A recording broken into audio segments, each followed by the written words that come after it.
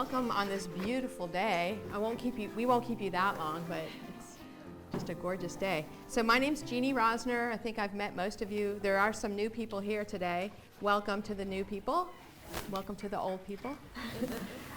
This is Soul Food Salon. So every year I partner with a different nonprofit, and this year I'm partnered with the St. Francis Center. They're in Redwood City. They started in 1986. They have a youth center, and then they also have 83 raised beds in a community garden.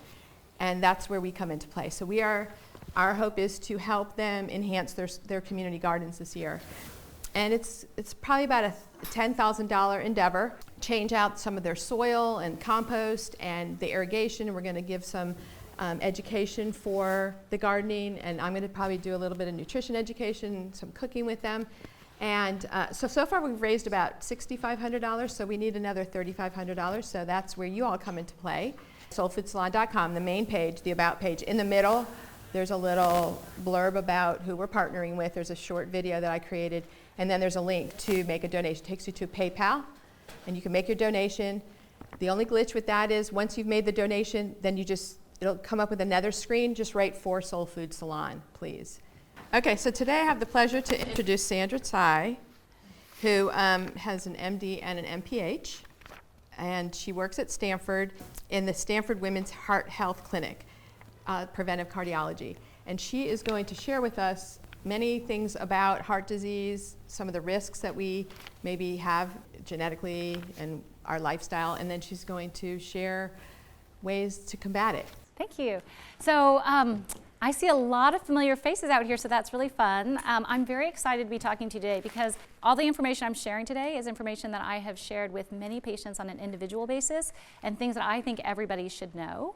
So as you all know, heart disease is actually the #1 killer for men and women. And according to the Centers for Disease Control, 80% of cardiovascular disease is preventable. And I think a lot of people are surprised by how in control they really can be about whether or not they get heart disease. So we'll get started. So the goals of this talk are for me to define what cardiovascular disease is, and also this new term that you may have heard called cardiometabolic disease. And I'm going to describe how atherosclerosis actually develops and the cardiometabolic risk factors that promote that. And then we'll discuss risk assessment, so how to assess a person's risk for cardiovascular disease and how we manage it.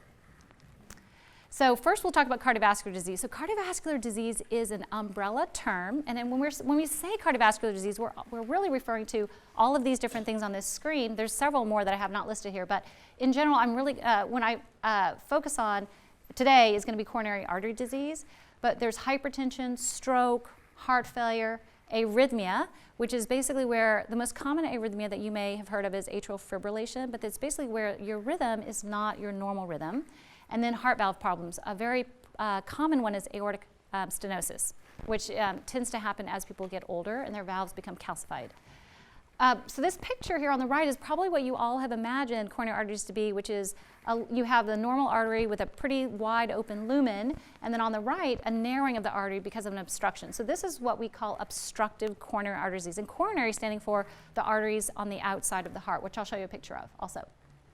So heart disease. Heart disease, there's several types of heart disease, but the most common is coronary artery disease. And just as you can, I'm going to show you a picture here. So when we speak about coronary artery disease, what we're really referring to is these red vessels on the outside of your heart. So these are your large coronary arteries. But it turns out in women, more so than men, they can actually have something different called microvascular disease. And what that is it's disease of the microvasculature of your heart. So the middle picture here, hopefully you can see this, is you can see there's a very, very robust microcirculation that supports the heart, and all of these small arteries actually come off the large arteries. And sometimes when women actually come in with heart attacks, we do angiograms on them and their arteries are clean, their coronary arteries are clean, because we can't see the microcirculation on angiogram, but that's where the disease is. And the other one is endothelial dysfunction, which you'll also hear me referring to in other slides. Endothelial dysfunction refers to the innermost lining of your arteries is covered by a cell called the endothelial cell. And the endothelial cell is really responsible for a critical process. It helps the vessels to dilate when the heart needs more blood, when the heart muscle needs more blood, and constrict when it doesn't. And so dysfunction means that it's doing the opposite of what it should. So sometimes what can happen is people can have endothelial dysfunction, so they'll have chest pain, but again, their coronary arteries look fine. They may have microvascular disease, but it's very hard to detect it unless we do special vascular function testing. But that is another problem that can actually happen and give people chest pain. So when we speak about angina, we're really specifically talking about pain that is originating from your heart. So that's angina. And what it feels like is a very telltale sign of angina is that it's exertional. And the reason why is because when we exert ourselves, our heart's muscles, they pump faster, they need more blood. And so when someone exerts themselves and they have a restriction to the blood flow, they'll get chest pain, so known as angina. So it's usually described as squeezing, a tightness, maybe even a pain, or exertional shortness of breath. And so these symptoms worry us if you exert yourself and you have them, and if you rest and they go away. That's typical angina. It also can actually occur in other places, your jaw, your upper back, your left shoulder, your left arm. I think many of you know that. But the key thing here is that it's exertional. So anytime someone has these, they absolutely should be telling somebody. Yeah? Aren't symptoms a little different in women and men? Like women present? Yeah, so sometimes the most common thing is still chest discomfort. The number one thing is still chest discomfort, but they might not have chest discomfort. Maybe they'll have shortness of breath, or maybe they'll just feel it in their jaw. Nausea, yeah. So a lot of times we think of when people have nausea, it's really, we are more worried that they're actually having a myocardial infarction, like an actual heart attack. But yes, but sometimes they can exhibit these different symptoms. Exertion is the one key thing to kind of remember in this case. So myocardial infarction, also known as MI, is basically where the blood, there is a thrombus or a clot that actually forms inside the vessel and then will block, if we actually just look here, it'll block off flow distally, and that part will die, and that causes pain. So that is called myocardial infarction. And the symptoms of that are like angina, but much, much more severe. So you'll get sort of a squeezing, pressure, maybe extreme shortness of breath that will not go away. Again, the nausea, maybe sometimes people will vomit, intense jaw pain, it can be shoulder, arm pain, it can sometimes just be in your back. So all of these symptoms, not everybody will have them all, but often people will have something on this page. Or just cold sweat, lightheadedness, feel really, really unwell. And then I want to explain now what cardiometabolic syndrome or disease is, because this is a new term that's actually come about. And this is an umbrella term to really capture the different diseases that are related to insulin resistance. And I'm just going to explain the staging system. And this staging system is a validated system to actually look at the risk of having, being in one of these stages to cardiovascular mortality.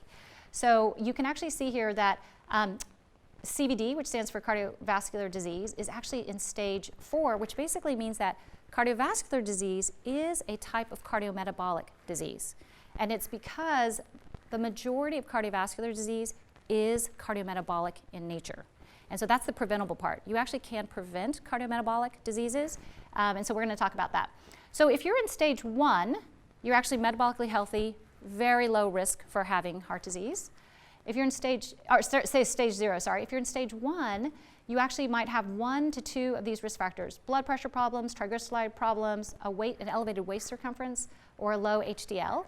Stage 2 is metabolic syndrome or prediabetes, and I'll explain those in the subsequent slides. And then stage 3 is where you have both metabolic syndrome and prediabetes. And then stage 4 is where you actually have diabetes and cardiovascular disease. The reason these two are together is because it turns out if you have diabetes with or without cardiovascular disease, you are as just high risk as someone who actually has known cardiovascular disease to die. So that is how high the risk of having diabetes is. Their mortality is very, very similar. Okay, so now I want to explain, well, I've mentioned insulin resistance. So what is that? So insulin resistance is where your peripheral tissues are not as sensitive to insulin as they should be, and so your glucose in your blood can become elevated. So I'll just show you a normal picture. So when we eat food, and it goes in our stomach, and eventually glucose ends up in our blood, that, as a response, the pancreas actually secretes insulin to lower and bring the glucose out of the bloodstream into tissues to be used for energy, primarily skeletal tissues, and also it brings it to the liver to be stored, the glucose to be stored. So if your insulin's working really well, you can see lots of these glucose molecules actually make it over here.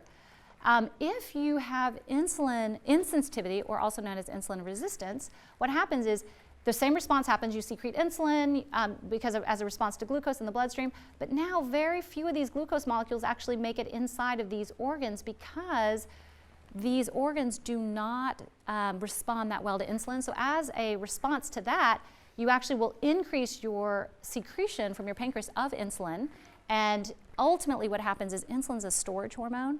So insulin actually, the more insulin you secrete, the easier it is for you to gain weight. You probably have heard of prediabetes. Prediabetes is the stage before diabetes, and we can diagnose prediabetes several ways, but a popular way is to use this blood test called hemoglobin A1C. And so hemoglobin A1C is in the range, I just put the ranges for prediabetes here, and this is the range for diabetes, but hemoglobin A1C gives us an idea of what your average glucose is for the past 3 months. And this is something that we start to see even before people's A1C starts to rise. We can detect insulin resistance we can see that their glucose in their blood is starting to rise even before their A1C rises. We can see that their cholesterol starts to look abnormal even before they get prediabetes. So it's really a continuum from metabolically healthy all the way to diabetes. And so that's sort of what I was trying to describe with the cardiometabolic syndrome. What drives insulin resistance largely is visceral adiposity. So we talk a lot about BMI, which is here. So a normal BMI is less than 25. In Asians, it actually is less than 23, because in Asians tend to present with metabolic problems at a much thinner weight than Caucasians do. So Asians actually specifically have to be smaller in order to not have metabolic problems. But BMI can oftentimes underestimate or overestimate a person's risk, because BMI is really seen mostly as a proxy for risk. So you can imagine for someone who is a bodybuilder, their BMI might be actually quite high, but they metabolically might be fine. So we use BMI, but it is not actually as good as waist circumference. So waist circumference is really looking at how large your waist is, and your waist is pretty much around where your umbilicus, around your belly button is. And for females, they really should be less than 35. For males, less than 40. And for Asians, again, they have, for females, less than 31 inches, and for men, less than 35 inches. So it's much stricter. And the safer type of body type actually tends to be the pear. So if you're an apple, all of your weight tends to come out here. And this is actually something that over time, as we age, we often will put on weight right in the middle. And it's because our metabolism gets worse and worse as we age. Or it has a tendency to do that for many different reasons. But but when we think about it, when we look at people and they're an apple, we know that they are at more risk than they are if they're a pear. Oh, yes? Can you explain why that is? Oh, okay, sure. So visceral basically means inside your gut, and adiposity is fat. And we actually used to think that fat was really inactive. It was just there. But now we know it's actually very active. If you carry a lot in your gut, especially, the fat cells signal and cause a lot of insulin resistance. And so that's partly why. So if you pack it actually in your hips and thighs, it turns out that's actually much less active. It's really the fat in the middle that's really active. And so then we're going to talk about metabolic syndrome, just because metabolic syndrome is really at the heart of why people get cardiometabolic disease. Oh, yes, go ahead. Oh. On the previous slide, or maybe I missed it, height has nothing to do with it? Oh yeah, height has something to do with it. I mean, height has something to do with us calculating the body mass index. Yes, but on the waist. No, it does not. No. Because you can actually be very tall and still accumulate a lot in your waist. So it affects the BMI, but that's where the BMI can be a little bit inaccurate, because waist circumference is really, what we care about is your visceral adiposity, is how much fat do you really put in around your organs. But I will say for tall people, they do tend to have better, faster metabolisms oftentimes than shorter people, than smaller people. Oh, yes? Can you say again what the fat cells, the visceral fat cells do to make you unhealthier? So a lot of visceral adiposity, it creates a lot of inflammation. And there's a cascade that happens with inflammation, which we'll also talk about later, but it drives a lot of inflammation. So sometimes people, just because they have excess adipose tissue, we will see we know they're very inflamed. And so that's largely what it is. I have to insert the idea of the perimenopausal or menopausal women that get that fat Yes. exactly there, Exactly. and for hormonal reasons, from what I know. that fat also has estrogen. Yes, exactly. So Fat it's cells. kind of a possible expectation of menopausal women to not have fat where the body wants to put it. Right, right, exactly. So a lot of times what will happen is when women enter into menopause, they start to gain fat in places they didn't used to gain fat. Tends to be in the middle. Exactly, yeah. So with metabolic syndrome, we define metabolic syndrome as someone having these surrounding diseases. So essentially, visceral adiposity, insulin resistance, and so usually with insulin resistance, what we see is, like I said, the rise in the glucose in the serum, hypertension, high triglycerides, and a low HDL. So these two cholesterol problems are really one of those first things I notice when I talk to people who have metabolic syndrome. They have very low HDLs, and I'll show you what normal and abnormal is, and they have very high triglycerides. And it turns out if you become metabolically more healthy, all these diseases will go away. If you become metabolically healthy, your insulin goes away, your blood pressure gets better, and people don't always realize how tied and linked they are, but they're all linked together. So let's talk about inflammation. So what happens? So inflammation is a process by which your immune system, which is basically your white cells and all the substances that they make, are activated. And I'm going to show you, I'm going to go through this picture here on the right, which is this here is the endothelial lining. This is the inside of the vessel. This is the lumen, so that's the blood. And this is the intima layer. So this is on the other side of the endothelial layer. So the endothelium is like a barrier. It keeps out things from here from going into your tissues. But what happens is when there's inflammation, the endothelial cells start to secrete a substance that draws inflammatory cells to it. It starts to draw monocytes to it, and the monocytes then enter in through the endothelial layer, and they get into the intima, and they start to eat up lipids, cholesterol, and then we start to form plaque, essentially. So this is the process by which, if you have inflammation, it allows plaque to develop inside your artery lining. So inflammation is a key regulatory process that links a lot of these risk factors together to form plaque. So now we're going to go through plaque development. So people are often surprised when I tell them that plaque development actually happens when you're young. It often, for many people, happens when they're teenagers, young adults. But the thing is, plaque has a life. It takes decades for it to form. And so the reason why it's so important for us to pay attention to what our children do is because it forms when they're young. And so I'm going to actually go through with you the lifespan of a plaque. But essentially, like here, and one of the things I also want you to notice is here's the lumen, and you can actually see up until here, the lumen size is fairly similar. What's growing is this underneath. So you can kind of see this part's getting thicker over time, and then at some point, the lumen starts to close and get small, and that's when people will start to have angina. Okay. So what's happening for decades is lipids are sort of forming into this layer, and at some point, when the lipids are there for long enough, calcium will actually embed itself in here, and that's when we start to see calcium being embedded into plaque. And then once the plaque is being formed, there's actually something on top of it called a fibrous cap, and the fibrous cap is quite thin in the beginning and very prone to rupture. So we call that vulnerable. It's very vulnerable to rupture. And when it ruptures, like here you can see it's rupturing, what will happen is inside the lumen itself, all the blood cells will start to come to repair it. And if it repairs it well enough, it actually will ultimately form something like this, where it's a very thick fibrous cap, lots of junk in here, calcium, lipids, etc. But this is actually a very stable plaque. So you've actually probably seen people or heard of people who have angina for a long time. Those people oftentimes are a little safer because their plaque is it's been there for a long time, it's capped off. People who have very newly, like their plaque is pretty vulnerable, they haven't formed their very thick fibrous cap, it can rupture, and actually when it forms lots and lots of cells inside here, we call that a thrombus, and those people actually will have a heart attack. Okay, so that is basically the progression from young age all the way up until decades later when people can have a heart attack. So now we're going to talk about traditional risk factors that can be modified so that you can change, you can make a difference in your heart disease risk. So these are the risk factors that you probably have all heard about. These are what we call traditional risk factors. Traditional being commonly known, lots of people know about them, and very well researched. So things like your age. So one of the biggest things that increases your risk for having heart disease is your age. The older you get, the higher your risk.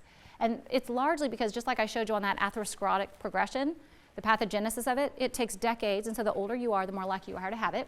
Your sex. If you are male versus female, you're more likely to have heart disease earlier. So women are protected by estrogen for about 10 years. So women have heart attacks, just as many heart attacks as men, but they have them 10 years later than men because they're protected by estrogen.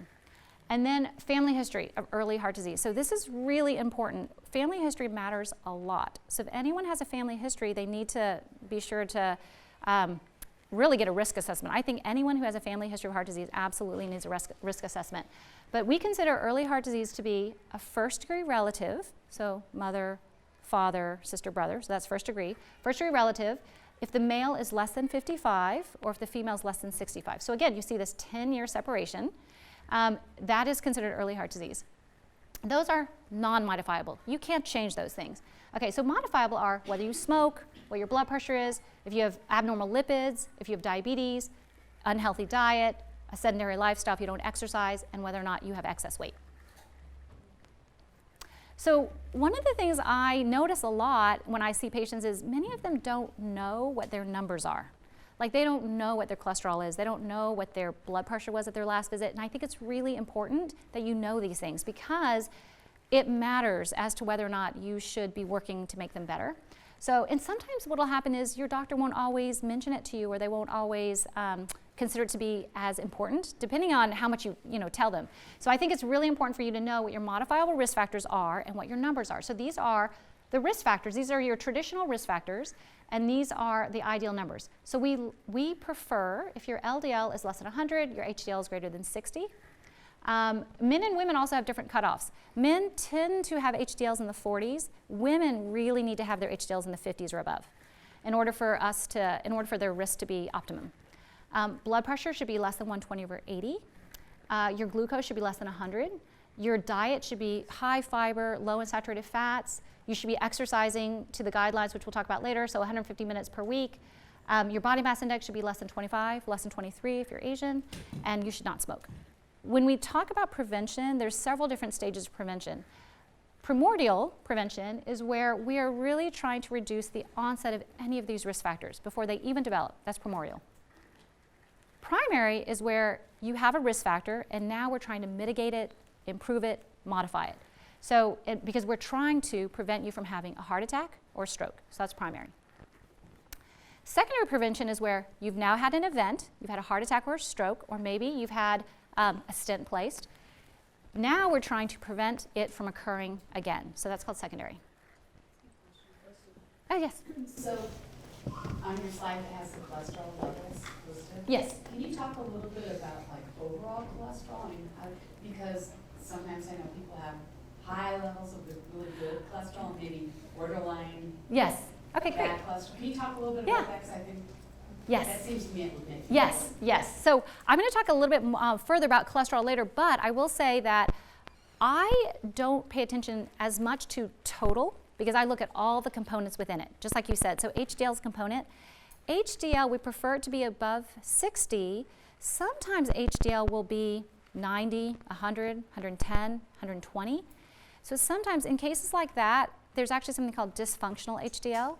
So sometimes when the HDL is very, very high, it does raise the total cholesterol, but the HDL at very, very high levels is probably not as protective as we think. Okay, so there's a sort of an optimal level of HDL, which is considered your good cholesterol. Okay, but I don't look so much at the total cholesterol. I really do like to look at the components, which is your LDL, your HDL, your triglycerides. Yeah. Isn't the real risk factor dependent on the number and size of the very small LDL particles? And Yeah. that is the root of dysfunction. Yeah, I mean, so that you're talking about particle size and particle number for LDL. So yes, I mean, ultimately, like a lot of times LDL is not the best way to look at someone's risk. So when we evaluate someone's risk, we really need to look at not just their cholesterol, but we may pay attention to the particle size, being LDL particles that are very large are less likely to embed themselves in the intima layer of your arteries. And if they're small and dense, they're much more likely. Turns out your particle size changes, and it changes if you are insulin resistant, your particle sizes are small. If you become insulin sensitive, your particle sizes are big. And so that's actually, so I don't always pay that much attention to particle size, because I can tell you, if I just see that you're insulin resistant, I already know your particle size is small. Yeah. So, but I wanted to show you one study that shows why modifying risk factors makes a difference in cardiovascular mortality. So, and incidence. So this particular study is called the ERIC study, and this study actually followed people for 20 years, and at the start of their study, they had no known cardiovascular disease. And what they did is they actually followed them for 20 years here, and on this side, they actually looked at the cumulative incidence of cardiovascular disease. And so what they found was that these numbers right here are looking at the number of health metrics that were in the ideal range. So I just showed you the ideal ranges. So now if we actually, so it's like smoking, BMI, physical activity, diet, total cholesterol, blood pressure, and fasting blood glucose.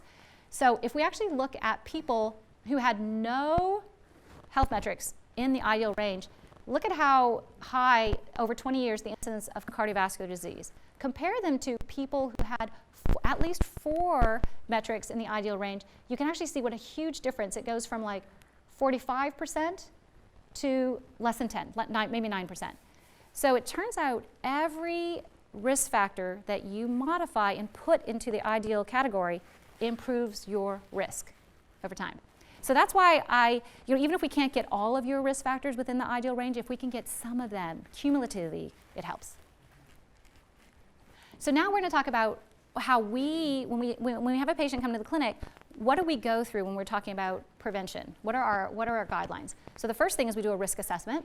The second thing is at the foundational is lifestyle. We always talk about lifestyle interventions. And then on top of that, if we still need to improve things more, we use pharmaceuticals. So what do we do for risk assessment? So the first thing we do to start off, we do a risk calculator assessment. So the American Heart Association has come out with something called the Pool Cohort Risk Score. And we put in all of these traditional risk factors, your age, your sex, blood pressure, total cholesterol, HDL, yes or no, do you have diabetes, yes or no, do you have hypertension, and it gives us a general idea of what your risk is in the next 10 years of having a heart attack or a stroke or dying from either of those. Now I say general because this data is basically, this algorithm is based on data that was primarily from whites, from non-Hispanics and blacks. And so it tends to be less useful in ethnic groups, and also it can, and as you probably have noticed, it doesn't include family history. So it tends to underestimate people's risk who have a family history, who tend to be young, and also who tend to be of an ethnic background. And so, because of that, we use non-traditional risk factors. So these are risk factors that have, over the decade, have really come to bear that these are really important and should not be ignored. And I haven't listed them all, but these are some of the really common ones. So one of them is South Asian. If you are South Asian, you are at very high risk for having heart disease. And so it's 1/4 of the population, includes countries like Afghanistan, Pakistan, India, Nepal, Bhutan, Bangladesh, Sri Lanka, and the Maldives. So 1/4 of the world's population, they have the highest rates of cardiovascular disease compared to any other ethnic group. And not only that, they develop their cardiovascular disease earlier. So one study actually looked at, I'm going to talk about the Inner Heart Study, which is a worldwide study that actually involved 52 countries around the world.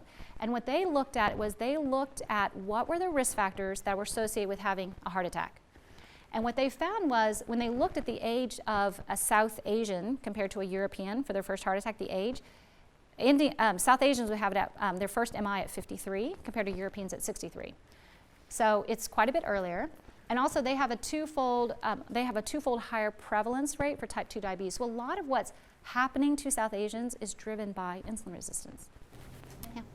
Is that South Asians on an American aspirational diet, or is that South Asians on a traditional diet? Yeah, so I mean, they mostly looked at immigrants, a lot of immigrants, but it's true also as India has become more and more developed, we see it there too. You know, so, yep. Are you going to get more into lipids? Because one question I had is on the slide right before this map slide. You talked about the risk factors. You had total cholesterol, not you, but the guidelines. Yes. Total cholesterol. And in one of your very early slides, you highlighted metabolically healthy is low triglycerides, high HDLs. Yes. And then in these subsequent slides, you're saying, well, we want the LDLs below 100, and the triglyceride piece seems to have vanished. Yeah, so with this calculator, it has been developed based on LDLs because, you know, I think one of the things that's happened is LDL is something we definitely follow and it definitely matters, but there are other things like your triglycerides that matter too, and it turns out with these non-traditional risk factors, triglycerides are now one of them. So we know that triglycerides matter, but they were ignored for a long time. We didn't know if they mattered or how much they mattered, but now we realize they matter because they are a proxy into your metabolic health. If they're very high, your metabolic health is not as good, and that matters. Okay, does that make sense? It is, but there's a lot, like when we think about risk assessing, there's so many different things that we think about, and it's not just the things in the calculator, because the calculator can underestimate your risk, because it doesn't include everything. Can it overestimate it? It can, absolutely. It tends to overestimate in really healthy older people. Age is such a driver for that risk score that if you're older but you're very healthy, it will overestimate your risk just because you're older. It's discriminatory in that way. Okay, so the other thing is pregnancy history. So the reason this matters is because pregnancy, what happens, the physiologic changes in pregnancy really mimic what happens to a person when they're older, especially a female when she's older.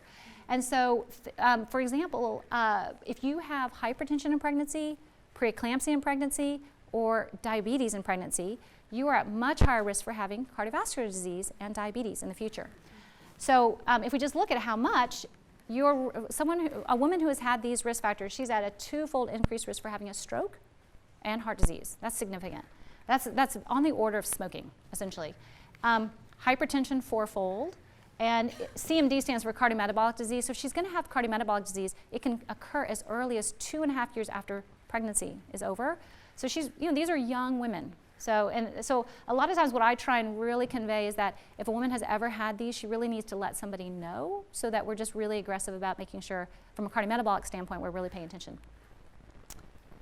Autoimmune diseases. So this matters specifically for women because autoimmune diseases tend to occur more commonly in women than in men. The data and our understanding of how autoimmune diseases affect cardiovascular disease really comes from our research on lupus and rheumatoid arthritis. So with lupus, if you have lupus, you have a 10-fold increased risk for cardiovascular disease and premature coronary artery disease. For rheumatoid arthritis, it's a 2-fold increased risk. And inflammation is the hallmark, okay? And it's probably for patients who have autoimmune disease and cardiovascular disease, it's probably multifactorial. There's some microvascular disease, some endothelial dysfunction that happens in these patients. And then depression. Depression is now a known risk factor for coronary heart disease. And it matters also for women because it's 1.5 times more common in women than in men. And and then after an MI, it's associated with worse outcomes. So I talked about the inner heart study. So this 52 country-wide study that looked at what are the factors that affect myocardial infarction. And what this study also found was that psychosocial stressors are associated with an increased risk. Psychosocial stressors being from work, from home, et cetera. And so this slide, I'm just going to talk about this PAR stands for population attributable risk. And these are all the different risk factors. And what Inner Heart found was there are 9 modifiable risk factors that account for 90% or more of MIs. That's huge. And that's because these are modifiable. That's why it's so significant. So what I want to point out is psychosocial is right here. So psychosocial stressors account for 33%. They were associated with 33% of MI, in people who had MIs.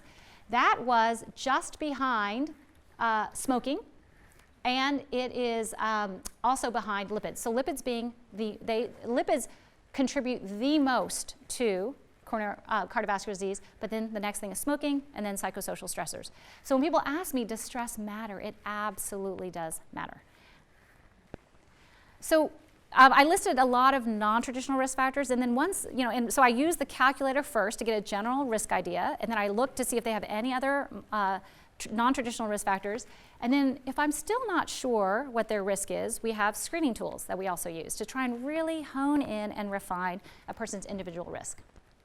So these are things that I think it's important for you to know about, and these are all guideline-based. So the guidelines now have changed to include these 3 screening tests that I'm going to talk about.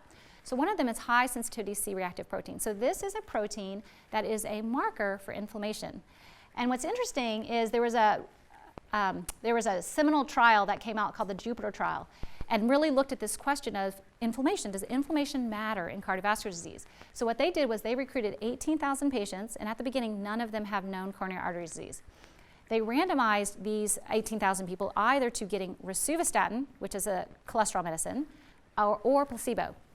And you had to have an LDL that was less than 130. So you can see you had to have a relatively low LDL, and you had to have an HS-CRP that was greater than 2. Now the reference range, the cutoff for CRP is actually 3. So 2 is considered intermediate. It's not even terribly high.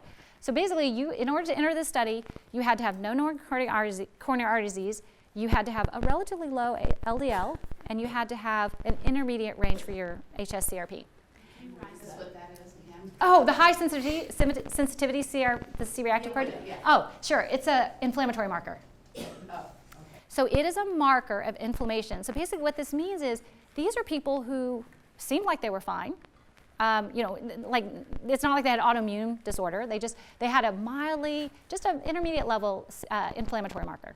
So what they found was after about 4 years, the Data Safety Monitoring Board said, nope, you've got to stop this trial because the intervention arm, so the people who were getting rosuvastatin, actually had fewer heart attacks and strokes than the placebo arm. So there was in the intervention arm, they had a 44% reduction in the primary endpoint, and the primary endpoint was cardiovascular, some sort of cardiovascular disease. So what this means is, in every one of these randomized trials, there's something called a Data Safety Monitoring Board that really, they meet on a regular basis, and they decide, yes, your trial can keep going, or no, it cannot, because it's unethical to continue a trial where you can see such a difference between the placebo and statin arms. So the bottom line is, this trial showed us that even for people who are sort of like have mild inflammation and their cholesterol is not terribly high, they're at risk and they do benefit from lowering their cholesterol even more. And this really did benefit women, low-risk groups, especially women. The other screening test we use is something called the ankle brachial index. So this is a test that really is trying to figure out whether or not you have peripheral arterial disease. And the biggest risk factor for people who have peripheral arterial disease is actually heart attacks. Because peripheral arterial disease, it might cause you some pain in your legs, but generally speaking, it's not that dangerous. But what it does confer risk for is cardiovascular disease, and that's why we care about it. So actually, this is a good screening tool. And what we do here is we actually measure the blood pressure in the ankles, and we measure the blood pressure in the arms, and we just put it in a ratio. And so if you have, normal is considered greater than 0.9. If you have a ratio that's less than 0.9, it means that there is decreased blood flow to your legs, and that means that there's usually there's like obstruction to the arteries in your legs. And the next screening tool that many of you may have heard of is something called a coronary artery calcium scan. So this is a test that specifically looks for calcifications in your coronary arteries. And it's because CT scans are really large X-rays, essentially, and on an X-ray, calcium always shows up as white. So this particular test, the biggest risk I would say to it is that there's radiation to it. So all CT scans have some level of radiation. It's fairly low. So I just put on here, the radiation is 1 millisievert, and that's how we gauge how much radiation. So 1 millisievert is approximately equal to 10 chest X-rays. Chest X-rays have very low radiation, relatively low radiation. It's also equivalent to probably living on this earth for a year. It's not as high as, say, if you ended up having abdominal CTs or other types of chest CTs. So the risk is fairly low, but the information you get is actually very high for the person. So the baseline comparison is a CAC score of 0. So if you have no calcium in your arteries, that's good. And then we tend to use this in an intermediate risk population. So this is a population of people who their risk score is not terribly high, but maybe they have some non-traditional risk factors, and we really want to individualize their risk. We often may go and turn to this type of test. So the way it looks is normal is on your left, and moderate amount of calcification is, so this is a cross-section of your heart. So moderate calcification shows up like this. Severe calcification shows up like this, where it's white in all these arteries.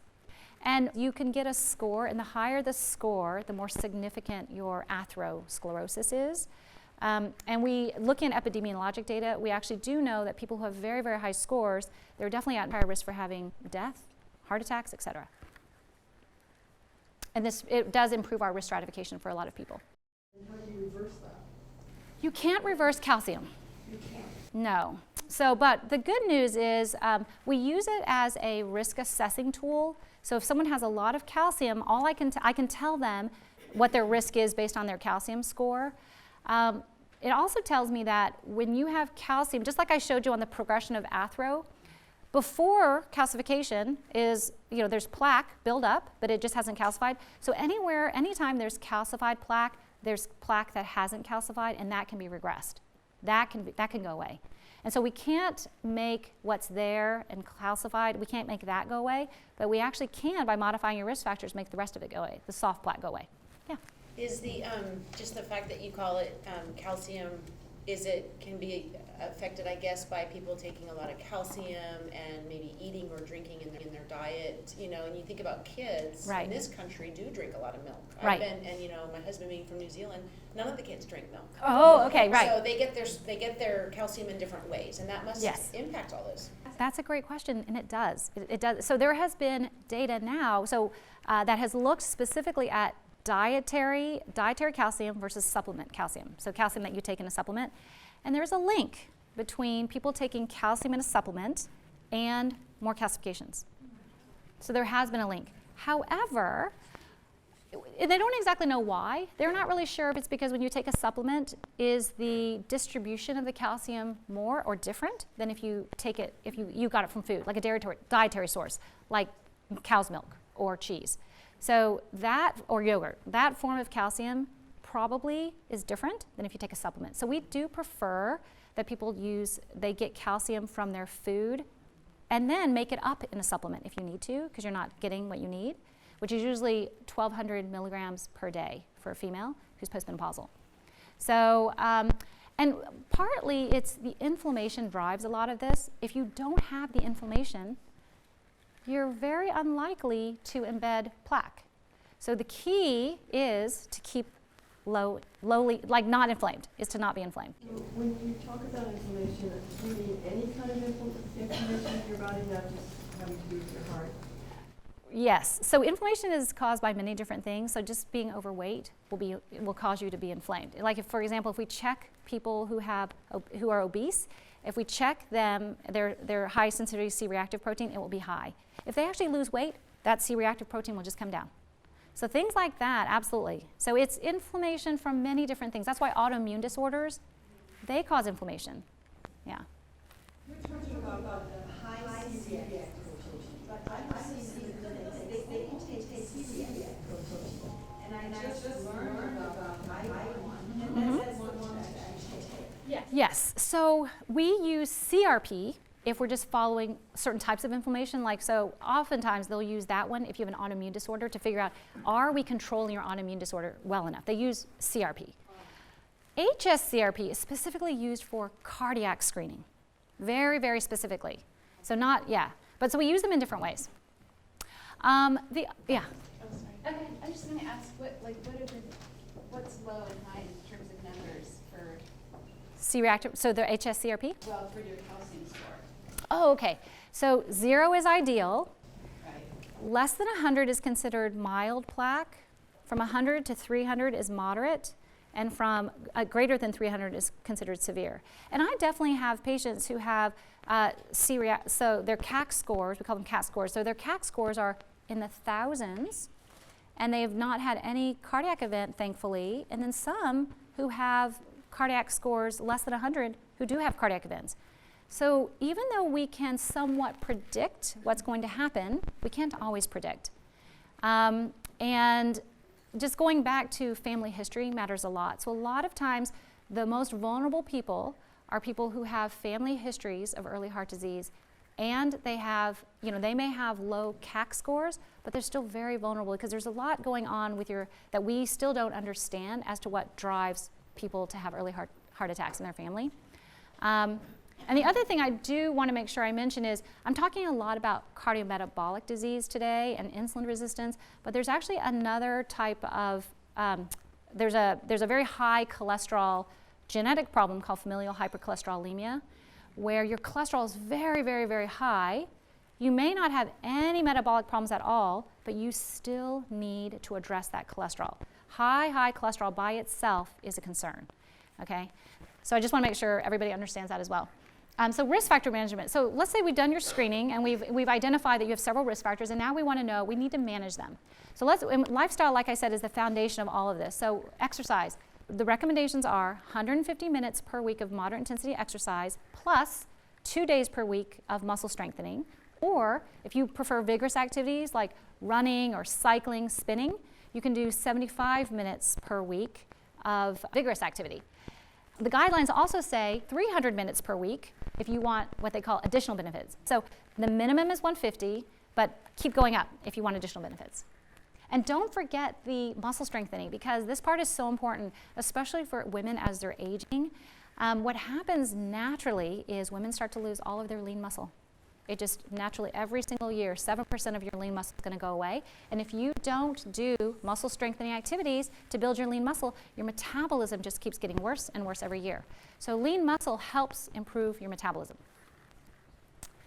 And exercise makes a big difference in terms of your cardiovascular risk. So exercise has been associated with as much as 30 to 40% of lowering of cardiovascular risk. So this was just if we look at a lot of epidemiologic data, we know that there is an inverse relationship between level of physical activity and your risk for coronary heart disease and cardiovascular disease.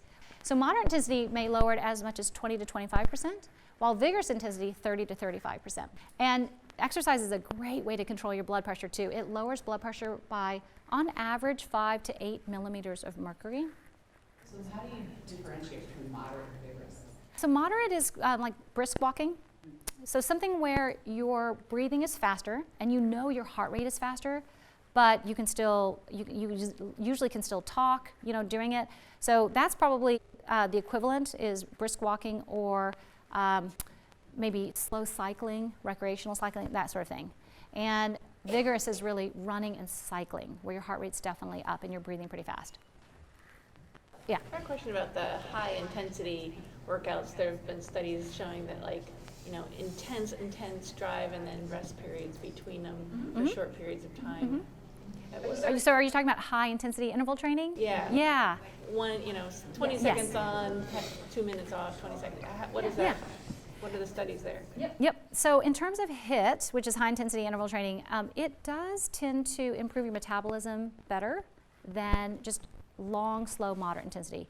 But for most Americans, they don't exercise enough to begin with. So I sort of start at, everybody should be exercising at least this minimum. But if you want to go further than that, then HIIT usually is better. One of the things about exercise to always remember is we don't want you injured. So you should really be ramping up any of your exercise, because once you're injured, there's like several weeks, months that you actually can't do anything. So it's really important to sort of start somewhere and then and then go up from there. So do not sit for prolonged periods of time. We also know that it's not just exercise that matters. It also matters how long you sit. So most adults spend greater than 7 hours per day on sedentary activities, and it worsens your cardiometabolic risk profile. People who sit for prolonged periods tend to have worse blood pressure, worse triglycerides, worse HDL. And sitting for prolonged periods actually is worse for people who also don't exercise. They also don't meet federal guidelines for exercise. And regardless of whatever your activity level is, if you do sit, you still increase your risk. So what I try and do is, I would actually, and we can certainly do this, is have you guys all stand, because it has been half an hour, so we certainly could stand, but I really do encourage people, like if you have a desk job, to get up and walk after usually about half an hour to an hour. I want you walking, getting up, and then you can sit back down. And they've looked at these with even A1C. They've seen that people's A1Cs are worse, and their diabetes control is worse if they sit a lot. Eat a healthy diet. So most of you probably all know this, but it is a diet that is full of fiber from vegetables and fruit and whole grains, and includes beans, legumes, nuts with good fats, and lean vegetable or animal protein, preferably fish. And then when we look at diets that have been shown repeatedly to improve your cardiovascular risk, it is the Mediterranean diet and the DASH diet. So the DASH diet was initially developed to lower people's blood pressure. So it's really DASH is to stop the SH is stop hypertension. And they're relatively similar, but the Mediterranean diet has a bigger emphasis on good fats. And this particular study actually was very interesting, came out of Spain, and what they did was it was a randomized RCT, so a randomized control trial. In Stanford, they enrolled almost 7,500 people. Again, at the start, no one had cardiovascular disease. 57% of them are women, so this is actually something really relevant to women. After a median follow-up of about 5 years, they found that the CVD risk was reduced by 30% in the arm that was randomized to the Mediterranean diet. So you were either randomized to Mediterranean diet or you were randomized to what they called a low-fat diet, just a low-fat diet. And they found that Mediterranean diet reduced your risk by 30%. That's significant. And then when they did a sub-study of this particular trial, and they found that plant-based diets also confer a lower risk for cardiovascular disease, maybe not as much as the Mediterranean, but did. So for those vegetarians out there, it also is helpful. So when we talk about a diet, it doesn't mean you should eat healthy things and eat unhealthy things. It means you should eat healthy things and limit unhealthy things. So limit unhealthy things being sugar-sweetened beverages and artificially sweetened things. You should limit your sodium, especially if you have high blood pressure. You should reduce saturated fat, which primarily comes from animal products. So dairy, including cheese and meats, and trans fats, which trans fats are really only in processed foods. So in general, you cannot go wrong if you limit your processed foods, because you will then be limiting many of the things that we shouldn't be eating to begin with. But oftentimes it is labeled as partially hydrogenated vegetable oil, and those are linked to cardiovascular disease. So we should really be limiting those as well. Oh, I put Dr. Pepper on here because when I was in medical school, this was my drink of choice. I mean, it was, and so it gives me still fond memories. But it is not something I ever touch, but it gives me very fond memories. So, okay, what about dietary cholesterol? I get this question all the time. So dietary cholesterol has gone through phases of it's not good, it's good, what do we think about it? So dietary cholesterol really comes from seafood and eggs. And according to the current guidelines, the 2015 guidelines, we don't think eggs contribute as much to your cholesterol as we used to think. So we used to tell people we're going to limit you to no more than 300 milligrams of dietary cholesterol you get that you actually eat per day if you have high cholesterol. So we used to do that, and now we've backed off on that because dietary cholesterol does not seem to change most people's cholesterol as much as we used to think. For some people it does, so I think if you are a heavy, say, egg eater or seafood eater, you definitely should have your cholesterol checked to make sure you're not what we call a hyper-responder. Like if you eat a lot of dietary cholesterol, it actually does raise your cholesterol, but for the majority of people, it doesn't seem to. It doesn't matter as much as saturated fat. What about diabetics, though? Don't they have a higher, isn't there guidelines lower, like for them to eat less? There may be. These are the American Heart, these are sort of the advisory committee, but the thing about guidelines that's kind of funny is guidelines will vary a little bit depending on who you decide to follow, and they vary because people who sit on those committees, they kind of decide. You know, they do look at all the evidence, but ultimately there's a little bit of expert opinion that also goes into these guidelines, and then guidelines often, they have iterations, they change. So sometimes the old one said one thing and now they've updated with new data and they say another thing, and it's true that, so I'm not sure about if the diabetes ones have a different thing, but my advice on dietary cholesterol in general is if you're gonna eat it, you should still have your cholesterol checked just to make sure that you're not a hyper-responder. Oh yes, question. What's the take on coconut oil these days? Oh yes, so coconut oil. So coconut oil is very high in saturated fat. So we generally do not encourage people to use coconut oil. especially if you already have a cholesterol problem. Because what I have seen is people hear about coconut oil and they start to use it, and then when I check their cholesterol, I can see their cholesterol has just through the roof. And it is because people who tend to have already high cholesterol, they tend to really respond, or their LDL is very, very responsive to a very high saturated fat diet. So, yes? Two things quick. What about high fat versus non-fat, like whole fat versus non-fat dairy products? Mm-hmm. And then, what about fasting? Like the whole, yes. We will be talking about fasting. In 8 hours. Yes. So I'm going to be talking about that in one of these subsequent slides, because I know that's a really popular thing to do. And then the other thing is, you have to be very, very careful with low-fat and non-fat products, because in order to make it palatable, in order for you to want to eat it, they usually will add sugar. So that's the caution that I would say is, like, it's very important for you to kind of understand how much sugar you're eating, because sugar, we generally do not want you eating sugar, or limit it as much as possible. And so that's the real careful thing. Like with milk, I would say, a lot of it's just reading the labels and trying to see how much added sugar is in there, because they usually have to do some substitution. And that's part of the problem. When the whole entire nation went to low-fat diet, all the sugar was added into our foods, and we see obesity rates rise. The new labels for the new food labels for this year, they've now added where everybody knows that. Yeah. Now it says they have to put added sugar onto the label versus the amount of sugar that's they know what's in that. Yeah, so that's really important. Good, and stop smoking if you're smoking, obviously. Or I think that seems pretty obvious in this day and age. So cigarette smoking, we know, has been linked to cardiovascular disease for a long time.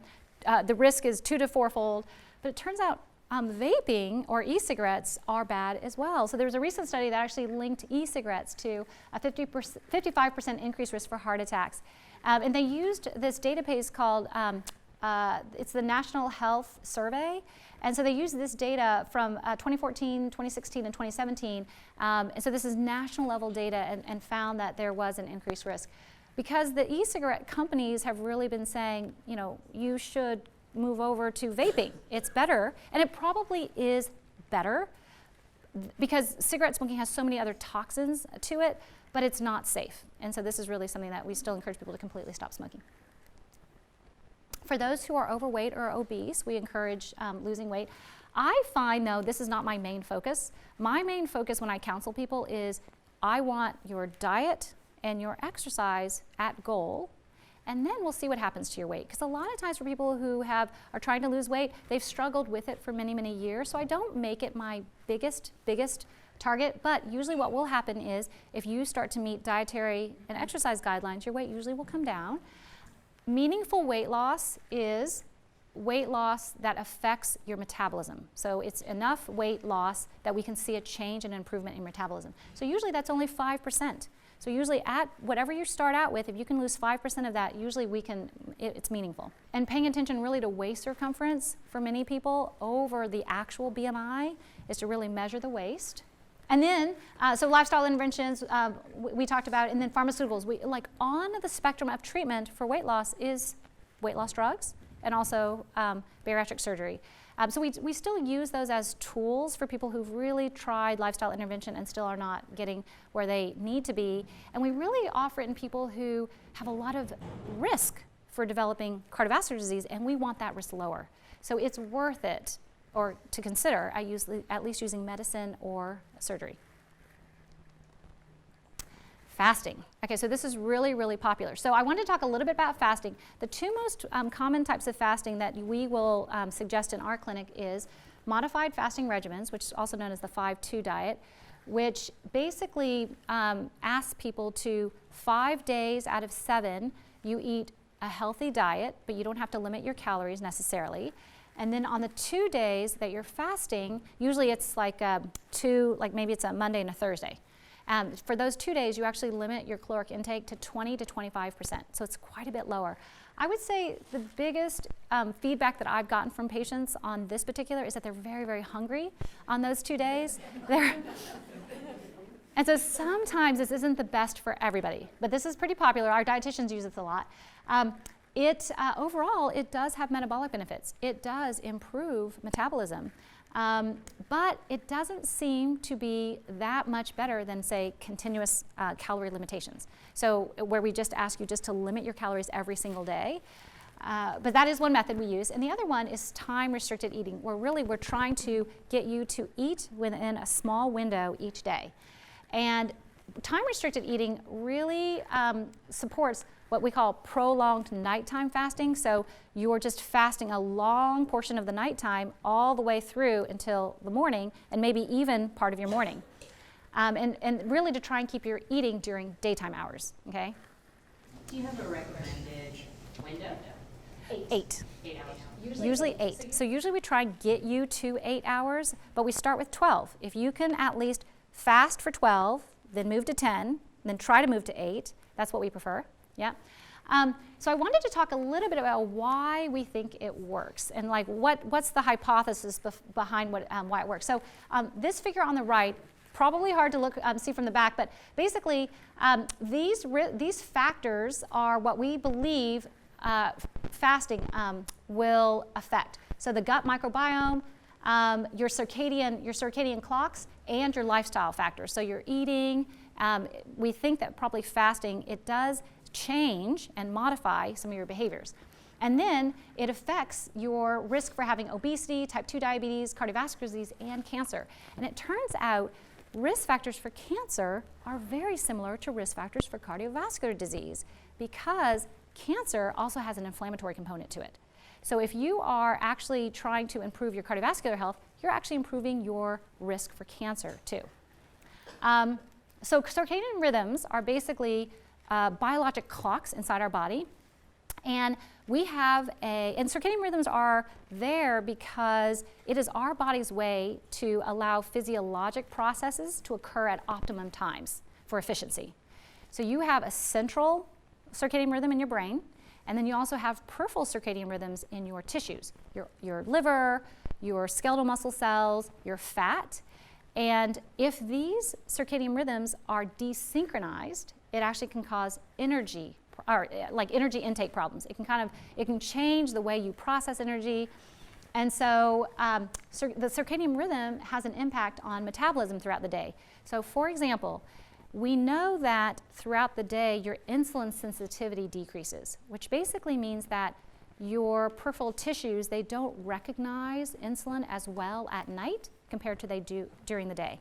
So if you ate a meal late at night, your glucose levels after your meal tend to be higher, and your insulin secretion tends to be more because you're not as insulin sensitive. You're more insulin resistant. So your pancreas has to make more insulin. And insulin, as I said before, is a storage hormone, so you tend to gain more weight. And so that's one reason why nighttime eating, it goes against our biologic circadian rhythm. And then so also your GI tract has a circadian rhythm to it. And that's one reason why some people will wake up and they're hungry. Other people will not wake up and they're not hungry. So there's some biologic process going on that we shouldn't be ignoring. But the circadian rhythm for the GI tract, your GI function and your microbiome follow circadian rhythm. So for example, your gastric emptying, so sort of the amount of time it takes for you to empty all your food, it actually gets worse over the day. So like when you in the morning, you're more able to empty the food from your stomach than you are late at night. So again, if you eat really late at night and you can't process the food as easily, and a lot of that will end up being stored. And it turns out if you eat late at night, your gut microbiome, it fluctuates. It changes over time.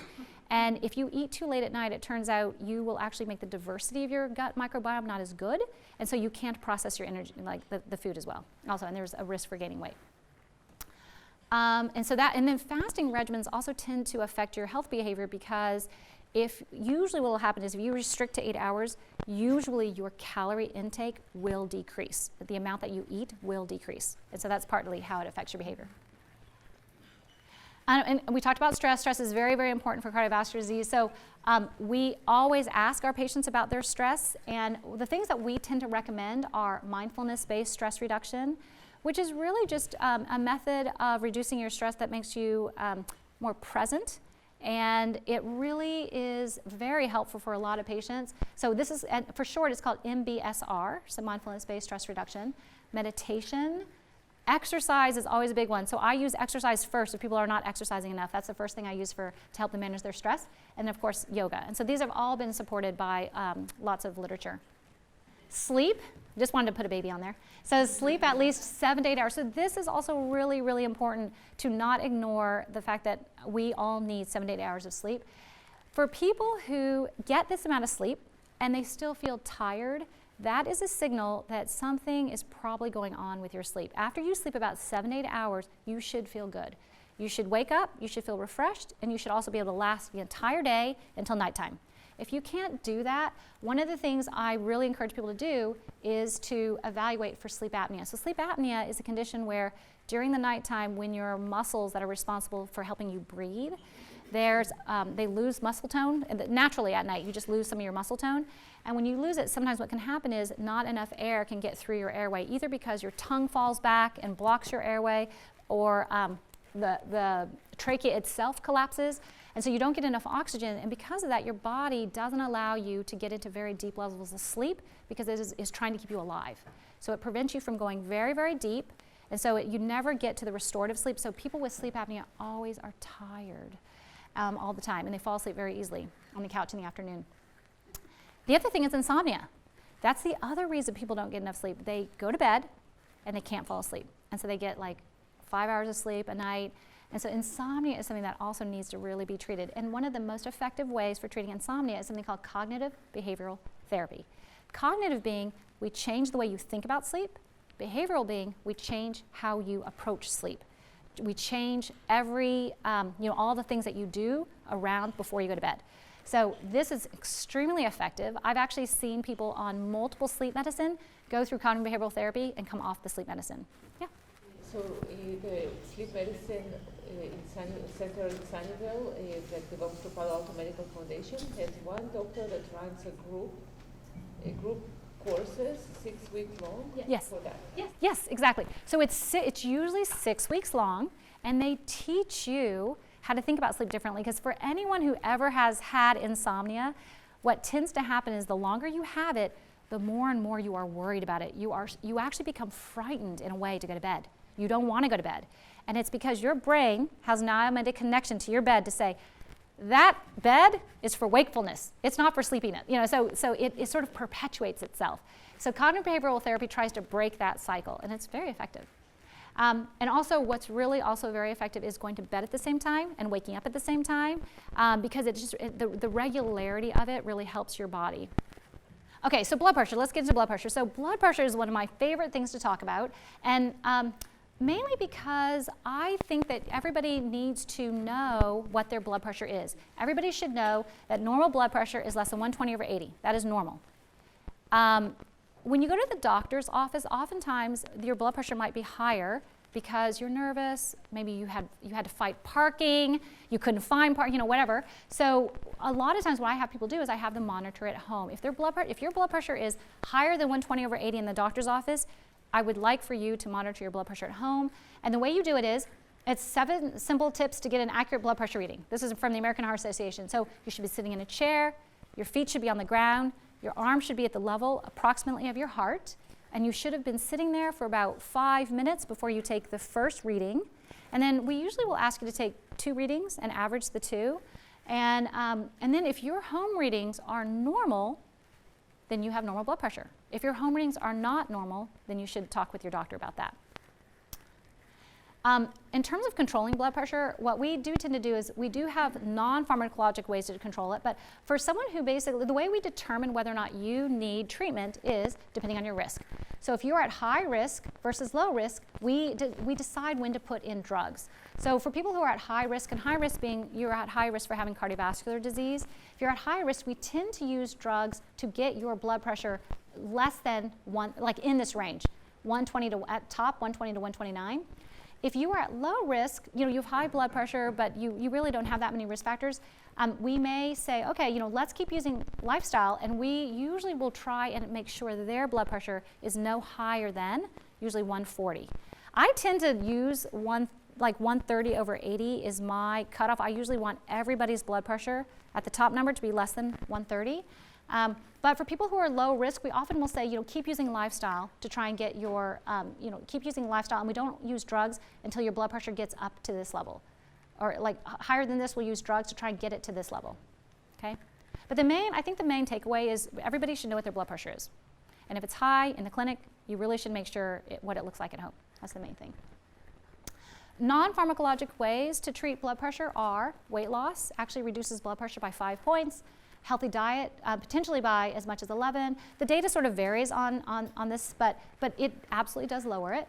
Reducing sodium by 5 to 6 points. Potassium, it turns out, which is in a lot of fruits and vegetables, does tend to lower blood pressure.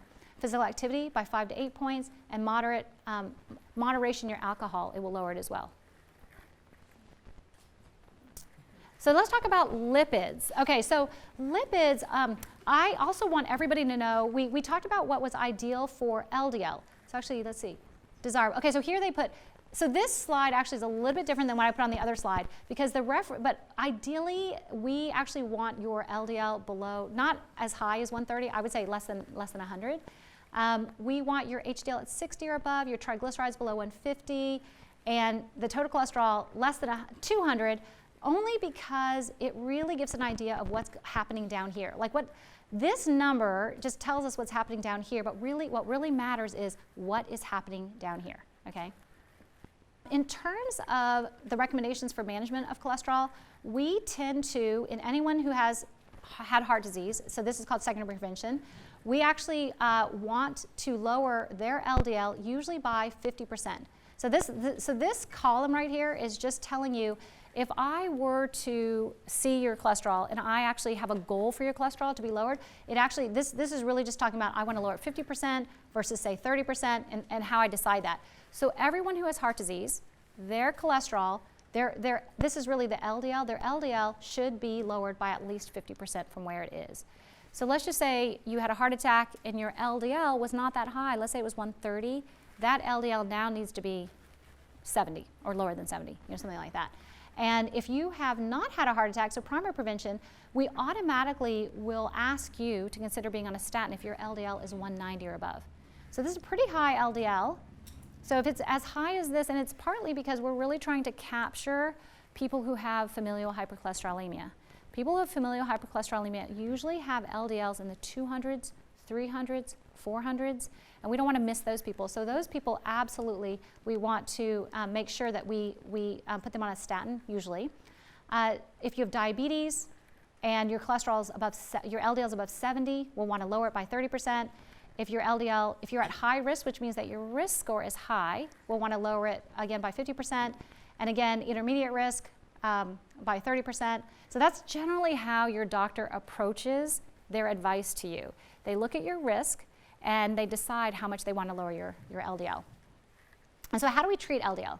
We treat LDL through lifestyle, absolutely, and we might also think about pharmaceuticals. So the most common being statins, and you guys all may have questions about statins, but I think that in the press there's a lot of information about statins that is quite negative, but in general, statins really do help reduce cardiovascular disease. And the way they work is they reduce the amount of cholesterol that your liver makes. The next one, which you guys may be familiar with if anyone's on cholesterol medicine, is this other one called ezetimibe.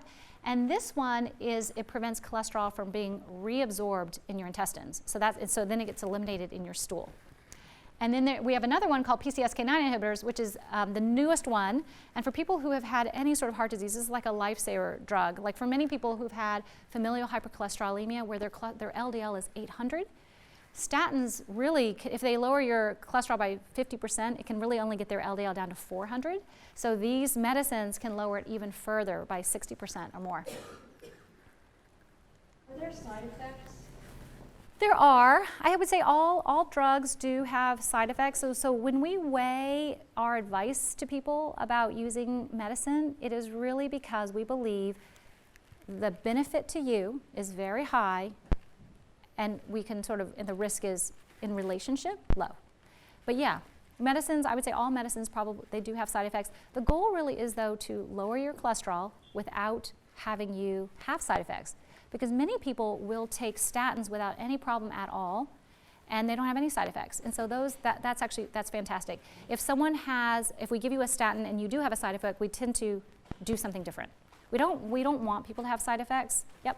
Yeah, I think if you take statins, you need to take CoQ10 with it because it lowers CoQ10. It lowers the adiponectin, so it increases your risk for diabetes. It can affect the myelin around your nerve cells.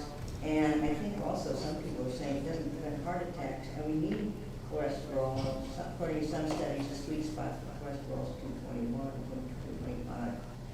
Right, so there, and I mean, if you look at the studies, it's fairly clear that lowering your cholesterol really does make a difference. But again, I really do think what's really most important is that people get an accurate risk assessment for themselves, and that they not just decide on their own whether or not they should or shouldn't take or lower their cholesterol. I think that part's really important, is that you really work with your doctor on this. Okay, so this one actually specifically talks to this point, do statins really work? So this was a meta-analysis that really was trying to answer, do statins really work for women? Because there's a lot of press out there that says they actually don't work for women. They may work for men, but not women. So this particular meta-analysis, so meta-analysis is actually where they take lots and lots of studies and they group them together and they try and figure out like, what is the answer? And so they took 27 randomized control trials that randomized people to either statin or placebo. There were 175,000 people that were included in this meta-analysis, and 27% of them were women. And there was a mean follow-up of almost 5 years. And what they found was that the effect of statin treatment was actually similar for men and women as long as their cardiovascular risk was similar. So it's beneficial to women, and so a lot of it is just making sure you have a really accurate risk assessment.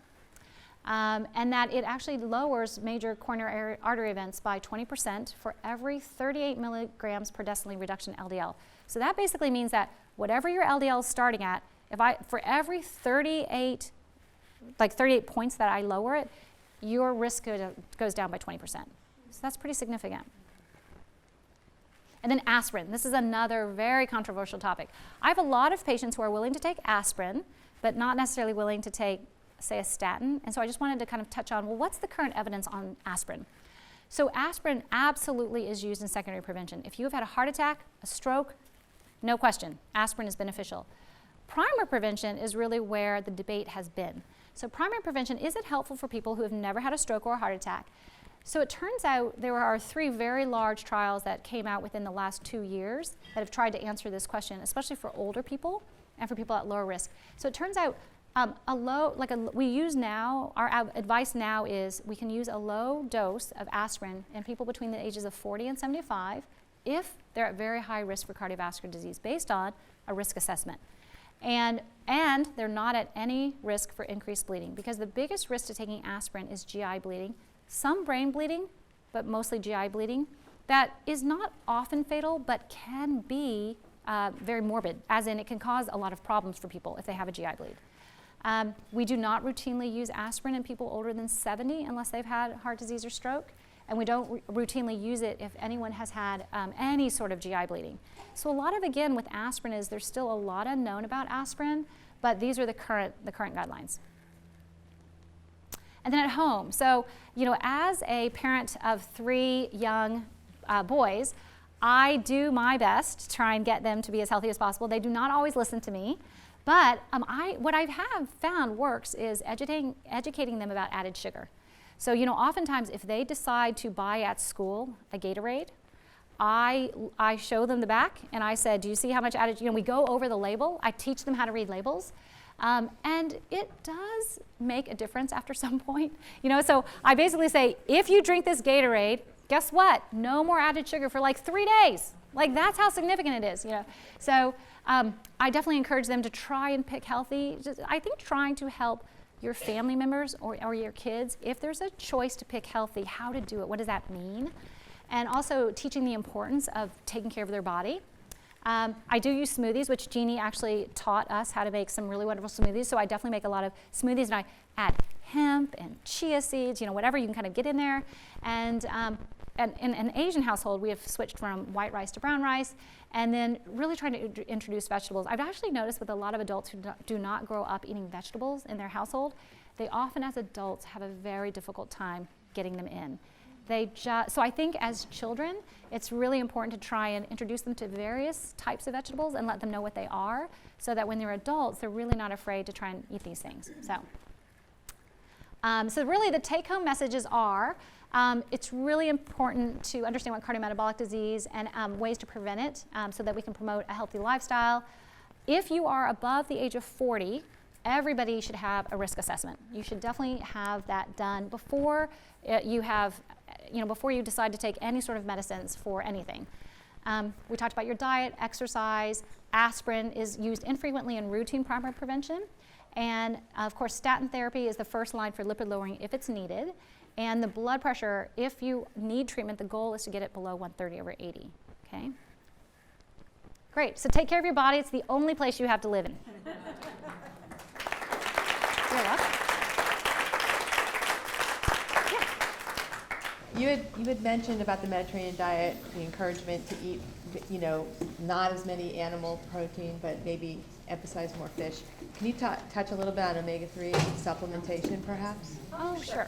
So fish oil essentially. So fish oil is a pretty popular supplement, and there's been a lot of debate as to whether or not it really does prevent or help prevent cardiovascular disease.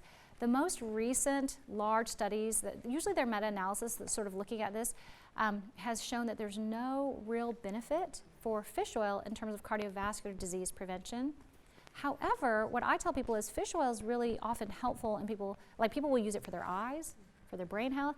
So it's not harmful. So the way I look at supplements is because supplements are not regulated to any degree, I usually will counsel patients that as long as it's not harmful, and especially if you are using it for whatever reason you're using it for, as long as you find it beneficial, then yes, you can take it. But the current data is really to eat fish and not necessarily to take fish oil. But again, like I said, there's lots more coming, I'm sure, on that topic. Yeah. How do you view the carotid artery scan? Yep. Is done a lot to see if you have any signs of plaque? Yep. So another screening tool, which I didn't talk about because it's not in the current guidelines, is checking to see if your carotid artery intima, so I talked about the intima, which is the layer in between your endothelial cells and your muscle. If that intima layer is starting to thicken your carotid arteries, it does confer an increased risk for having cardiovascular disease, but it is not above and beyond better than some of these other things. And the thing about the carotid intima media thickness is it is very operator dependent, which means that you could go to one place and they could have a great operator, knows what they're doing, and then you could go to another place that doesn't, so it varies. We don't routinely check for carotid artery stenosis, so that's actually a little bit different. So carotid intima media thickness is where we're really checking to see if the intima is thick. Carotid artery duplex actually checks to see if you already have quite a significant amount of plaque in the carotid arteries. And that particular test we really only reserve for people who have symptoms of a stroke. So like if you've had any sort of numbness or tingling, something that reminds us that we're worried that you might have a stroke, we do that. And the reason we don't routinely check is because we also don't, it's very, very high risk to go inside someone's carotid artery and do anything. Even if you hadn't had a stroke, if we go in there, we could cause a stroke. So we do not routinely do that. Instead, we manage risk factors. It turns out, even for cardiovascular disease, if you have angina, stable angina, if we really manage your risk factors, put you on all the right medicines, we can prevent heart attacks. We don't necessarily have to use stents. So now, so we treat this type of, so we don't routinely check. It's interesting because in Germany, my brother is an internist specialized in ultrasounds, and in their practice, that is a risk assessment they do in measuring the intima. Intima, yes. So they're probably very good at it. They are really good at it. It's not as developed here for some reason. It is not used that well. And the other thing is European guidelines and American guidelines are different. They are. Yeah. I would say European guidelines tend to be a bit more progressive than we are. So American guidelines, US guidelines tend to follow European guidelines at some point, but they're different. Okay. Yeah. Good. Yes. Sandra, your presentation was incredible. Oh, great, thanks. Phenomenal. I appreciate it very much. One question I had is, are the kids today, high school teenagers, they're so overstressed, much more so than we were at their age. What do you think is happening to their cardiac factors? And 20 years down the road, given the amount of stress that they're carrying with them today and the pressures they have on them? Yeah, I mean, the thing about stress that we have learned is even if you can't change what's going on around you, it's really how you internalize that stress that's the most important. So I really think teaching our kids the importance of stress management is huge, because the stress only gets worse over time. It doesn't tend to get, I mean, so I think that it's super important that we teach them, and they do it in school these days. They do mindfulness in school. And so I do talk to my kids, and I use the Headspace app. Are you guys familiar with that for meditation? So I actually have my kids do that. Largely because I want to destigmatize also that, you know, it's okay to manage your stress. You don't have to be some tough person and, like, you know, stress is bad for you. So I think a lot of it is talking to them about it and trying to help them find tools to manage it. Yeah, is the most important. And exercise, really regular exercise really helps a lot. And then I think if you can change your environment, that's even better. Like if you can change anything, yeah. In your experience, would you put anxiety equal to stress, or is it expressed differently in our body? Anxiety is very similar. I don't have any specific data on anxiety, but anxiety is, like with the psychosocial stress, depression, all of it, it plays into your inflammatory response, your immune response. So it matters. You know, so I think a lot of it is when we see that people have these risk factors, it's about managing them. It's about really managing them and helping them find tools to, yeah. Headspace, yeah. Thank you. So you mentioned risk assessment a lot. What is a risk assessment? Do you go to a specialist, or how does that work? Yeah, so I work in the Preventive Cardiology Clinic and the Women's Heart Health Clinic, and we specialize in that. That's what we do. I think that your general practitioner definitely is very familiar with that risk score.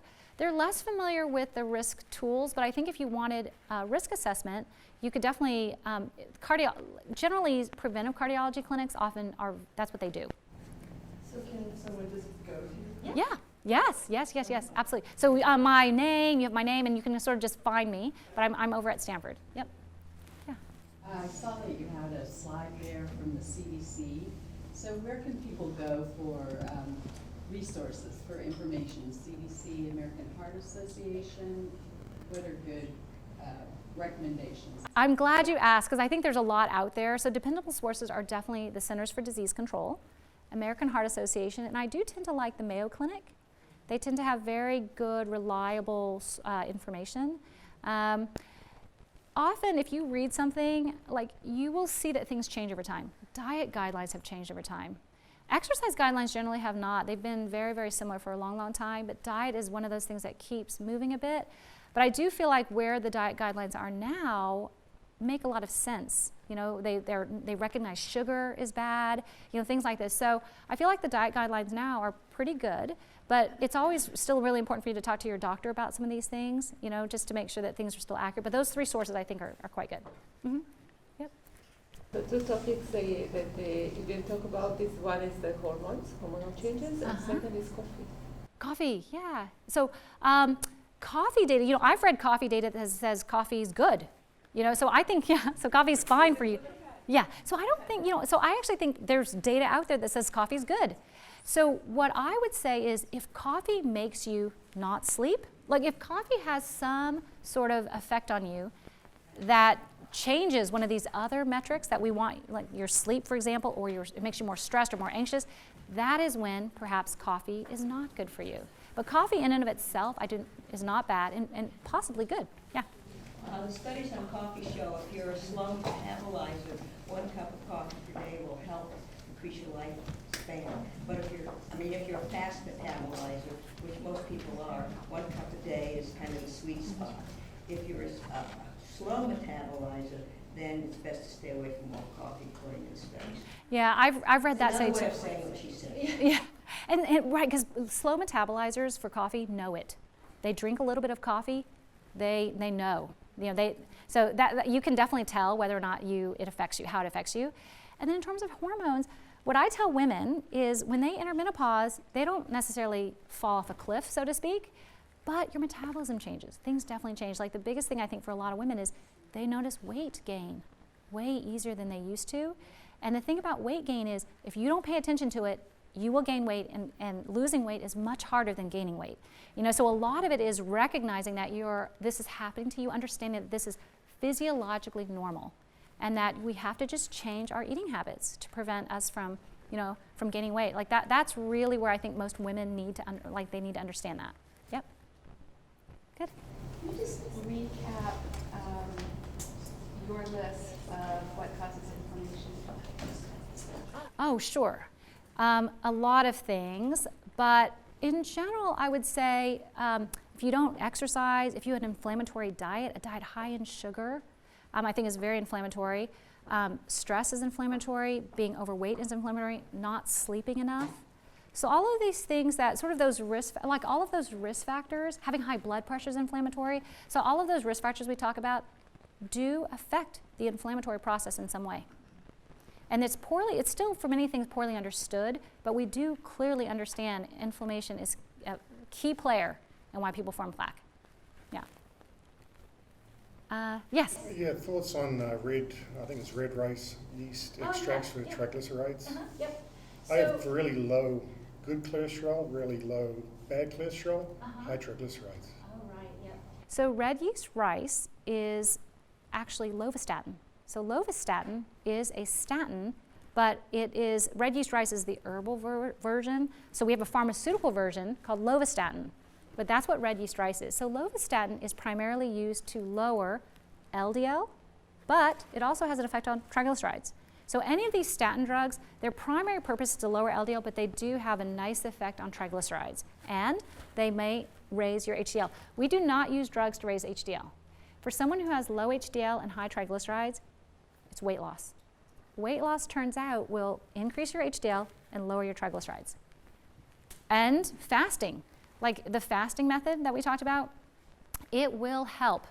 It will help. If you drink alcohol and you quit alcohol, that will help too. Because alcohol has a lot of sugar in it, and so if you actually quit drinking any alcohol, your triglycerides will actually become more, they'll become better. But one of the reasons why prolonged fasting, I like it, is because if you think about eating, it promotes insulin secretion and it promotes glucose in your blood. So every single time you eat, that's happening. For the times that you're not eating, you're not secreting insulin and your glucose is, relatively lower. So the more your body can stay in that state, the better for you.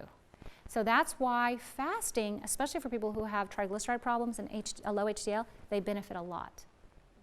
Okay, so that's generally how I really do like fasting a lot. I think it's actually something that religious groups have used it for a really long time, and it's long-standing good evidence that it's safe. I prefer it to, say, the ketogenic diet, because the ketogenic diet is very restrictive. And I think that it's not, on the patients that I have who are on the ketogenic diet, they can't sustain it. It's very difficult to sustain, and because it's so restrictive. And we don't want you restricting good things from your diet. We actually want you to eat a good amount of good things. And so timed restricted eating allows you to not have to be so restrictive on your diet, but it still benefits you from a metabolic standpoint. But for keto, that famous keto. So the keto diet is the one that's really restrictive. Yeah. Yeah. Ketogenic. Yeah. Yeah, exactly. You're welcome. Yeah. Oh, yeah. I read with the intermittent fasting that 16 hours can actually be detrimental to women, and so what have you heard about that? Yeah, so I would say it's not for everybody. Like, I think especially for people who have metabolic problems, it's very, very good for them. Like, I don't recommend intermittent fasting for anyone who, say, has normal metabolism and normal weight. I wouldn't do it, mainly just because you don't need to do it, and it could potentially have harmful effects. I haven't read about the studies that looked at harmful effects, but we mostly use it only in people who have excess weight and metabolism problems. Otherwise, I wouldn't necessarily recommend it. Yeah. Good. Did you have a question back there? Yeah, you didn't talk anything about avocados, so I heard that they help lower, and also other foods that help lower your inflammation other than fish. Right, so good fats like nuts and avocados are actually pretty good at trying to raise your HDL, because good fats do have a tendency to raise your HDL. things that lower your inflammation are really, if you can eat a diet that is what we call low inflammatory, lots of fiber, vegetables, fruit, and very low on the processed food front. That tends to be a very low inflammatory diet. But in terms of inflammation, I think a lot of it is just really looking at those risk factors, and especially the diet and exercise. If you can really get those down, your inflammation does tend to come down. It does. Your thoughts on avocado? I like avocado, yeah. Like, it does it. Yeah, I mean, it does. Yeah, avocados raise your HDL.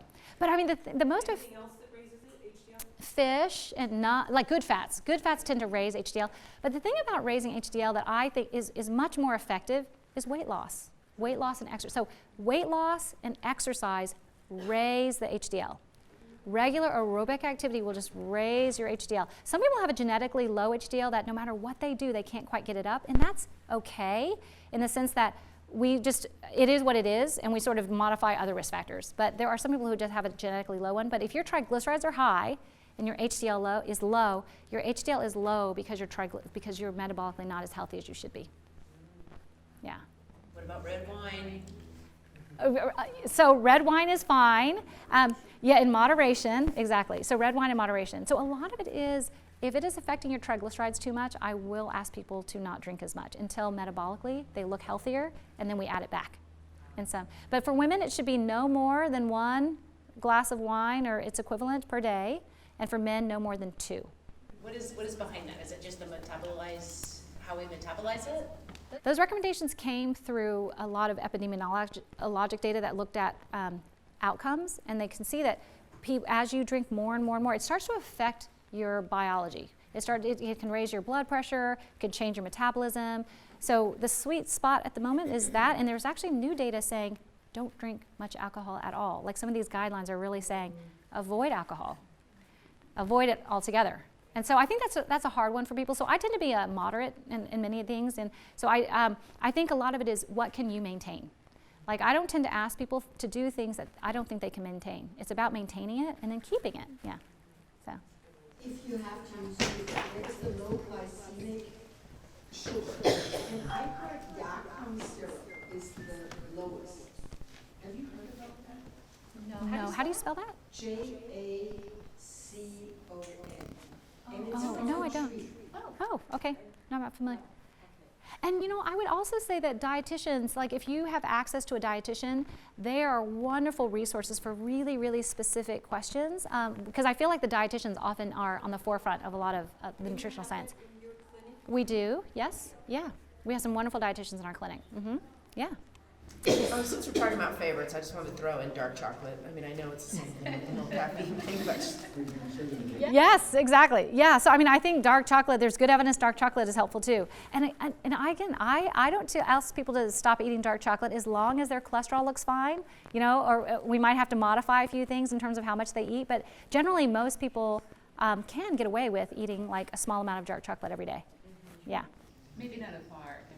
Yeah, not a bar, but like a little. No, I know. We could give up a lot of things and then go to the doctor. Yeah. I actually, I had an elderly person that I was asking, like, some of the things that she did to her longevity of her life.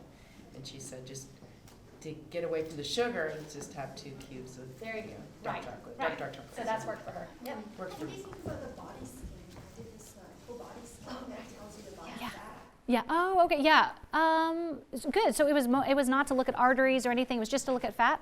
Yeah, I was looking at body fat. Yeah. It was like unusually high. Yeah. Right. So especially for Asians and South Asians, we hide our fat a lot better than Europeans do. As in the sense that, like, somehow, if you actually do body scans on Asians, they have a lot more fat inside their belly than you think. So I think that it is mostly helpful probably in people who tend to have, they need to be leaner in order to avoid metabolic problems. I think those body scans can be very helpful, but they're not necessary. Like I don't think people necessarily have to go out and seek them, because I can tell you a lot about what's going on inside your body if I just look at some of your labs, and talk to you about your exercise. So I don't rely on them, but they can be helpful for sure. Especially since I find that these screening tools are very helpful in terms of counseling patients on their risk, because there are certain things I can say that may or may not be that convincing, but if I get screening tests that really show you, say you have calcium, that's very convincing. You know, so things like that, I do think even the body scan is, I would put it in that category as well. This could be very helpful in terms of sort of convincing you, or convincing a person that they need to change in certain ways. Yeah. Good. Well, one more question. Can I just understand the fasting?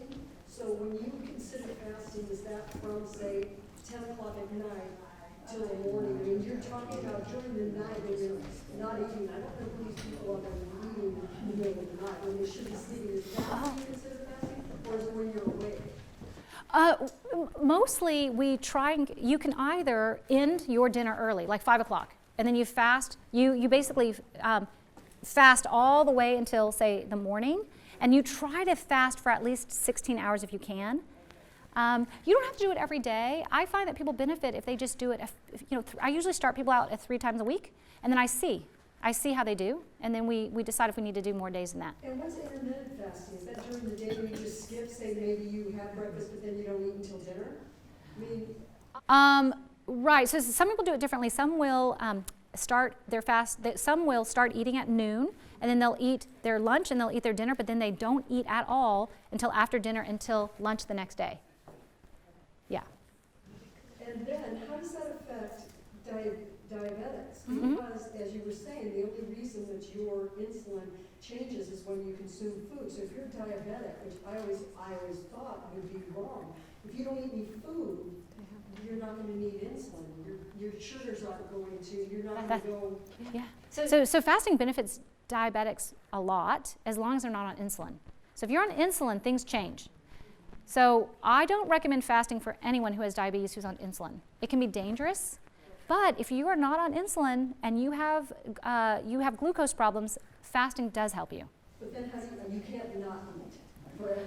That's right. Yeah. So you eat just within an 8-hour window every day. Well, no, I mean, I know somebody who did it if she does it for a week. She is Right. diabetic and she does it for a week. As soon as she eats, then her sugars go back up. Right. So there are people who do week-long fasts. I don't necessarily find that to be necessary, but yes, there are.